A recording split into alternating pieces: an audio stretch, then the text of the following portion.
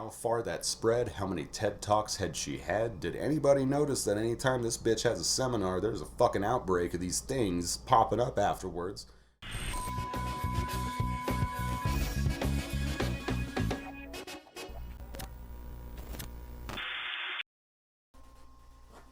Oh, hello. I didn't see you there. What's up, guys, gals, and ghouls? Vacation Dallas here, and just wanted to take a few minutes to bitch about the fantastic finale that we got for American Horror Story Red Tide. Hindsight's always 20/20. In the moment, finales like Freak Show and Roanoke may have felt disjointed, cobbled together, and deflating at best. But looking back, they're probably not as bad as we felt about them at the time. The same could probably be said for Red Tide down the road, but until I have that black pill aha moment, we're going to go ahead and talk some shit and joke about how the last episode was probably written by a pale person. Just talking over some storylines that fell flat or just didn't get resolved at all. We have Harry, who was our compelling protagonist right up until he met an untimely end at the hands of his sociopathic little girl. It was difficult to keep rooting for such a heel. He just wanted to get famous, get his success out of it, and then walk away untainted. A big fail, in my opinion. Doris, you can calm down about Lyme disease. At best, it was the fandom cure for the pill's negative side effects. The MacGuffin that turned the story around and changed things for the better. But it didn't. At worst, and its most realistic, it fell by the wayside, and what we thought was set up was just a red herring. We're left to assume that Doris, as a pale person, just happened to catch Lyme disease since it was always brought up, and now she's eating roadkill, but there's no payoff. That's that. When it comes to Alma, I'm just going to gloss over the fact that Lark has to put in twice the dental work once all of her baby teeth fall out. Alma made it out of P-Town with her talent intact. She's probably getting the best version of the pill for now. And she's getting fed the finest himbos. But all the blood that she could want won't cover up the fact that the murders that follow this little girl everywhere she goes. There's just... It felt like there was no consequence, they could do whatever they want and nothing was going to happen to them negatively. Murders that follow her that all consistently have little girl-sized bite marks on them. Her talent could see a major roadblock in its future, however, when the chemist leaves her and Ursula behind to start a new life with baby Eli. Ursula, it's a sign at this point that if I really like someone when they're first introduced, they may come along and fuck up the entire season. As far as the chemist, mommy, your mommy now? This bitch was cold hard and steely. She adopted a murderer and she had top secret government clearance, but suddenly she cares? Didn't she order the baby murdered before the flashback? What happened to that? As far as the rest, Austin and Belle deserve better outros. I get it that it's rushed because of the finale, but goddamn. Like, Austin could have died any other way and I would have been happy. Belle, she needed a poetic death, something like getting killed by her typewriter. Since her character was supposed to be played by Kathy Bates, that would have actually made it even that much more poetic.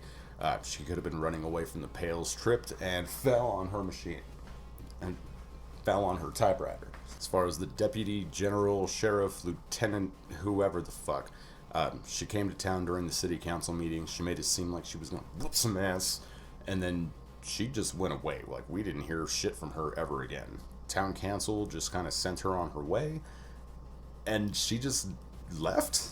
Like, she seemed very much like, I'll be back, just you fucking wait. And it went nowhere. Like, we didn't hear from her, didn't hear any consequence for the town council. They just ran shit. As far as even Austin, Belle, and the chemist, they told them what to do and how. Like, they weren't on the pills, nothing like that. We never saw the town's council murdering people to keep their secret or keep everything quiet. Like, they just ran shit and there was no explanation for it. There was no reason why. As far as who they were, why did we just meet them in the last episode? What is their power and why do they have so much of it over the entire operation? As far as just random shit that we didn't even get anything on, it was set up and never touched on again. We never met the Browns, whose house the gardeners were going to in the first episode. I expected them to be in on the Instagram contest that Doris had won, and that's why they were there, was to maybe get the baby. Nothing came of that. We didn't learn anything about Karen's backstory. We didn't see her painting. Granted, she was probably the best well-rounded character of American Horror Story Red Tide, but we didn't get anything on her. Nothing satisfying as far as Harry's works. We didn't see any of Sally's works. We didn't. All we heard was like, "You're gonna be getting this because your stuff is so good. It's your fucking Macbeth. It's your Moby Dick." And we didn't see any of it. We had no reason to believe it. So we just had to take their word for it. And if their word is what we have to go by, the writing for the finale just shows us like we weren't going to get anything satisfying anyway. They are great at setting up. They are great at knocking the dominoes over. But as far as the last ones in line, they didn't give a shit. They didn't even line them up. They were already knocked over. There was no impact. There was no nothing. It ended. And that was it. It was like I said in my review last night, like there was nothing else to say about it. They didn't really give us anywhere to go in terms of theorizing or wondering what could become of this. Like we don't know the impact of the TED Talk pills that she gave out, how far that spread, how many TED Talks had she had. Did anybody notice that anytime this bitch has a seminar, there's a fucking outbreak of these things popping up afterwards? Nothing. Like, we don't get any of that. And I'm hoping something might get wrapped up in Death Valley. But I don't even know if these connect anymore. Like, the trailers made it seem like there was something going on between the two. They really, like, played into that. But I kind of let myself get carried away with the trailers. And I forgot you have to take that shit with a grain of salt. I should have, but I didn't. Sorry. But other things I noticed during the finale, or just the one thing really, was Ursula, when she was at her seminar, she looked like a pale person. She had a black jacket, high shoulder pads on, and it was like she was a mixture of a pale and talented person. She was a bloodsucker in her own right, but she never had the pills. She never had that actual bloodlust. She just wanted money and was willing to cut anybody's throat in her pursuit to get it. Other than that, it was a great setup. It was a horrible payoff, or a horrible send-off.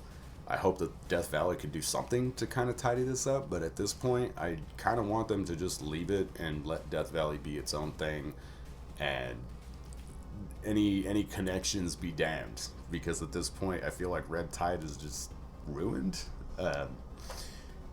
Yeah, and that's really it. I mean, let me know what you guys thought. I have a feeling other people are disappointed in it like I am. I don't know about to this extent, but it just seems to be the consensus is that no one really cared for the finale. So go ahead and comment below. Let me know what you guys thought. You have a fantastic rest of your day.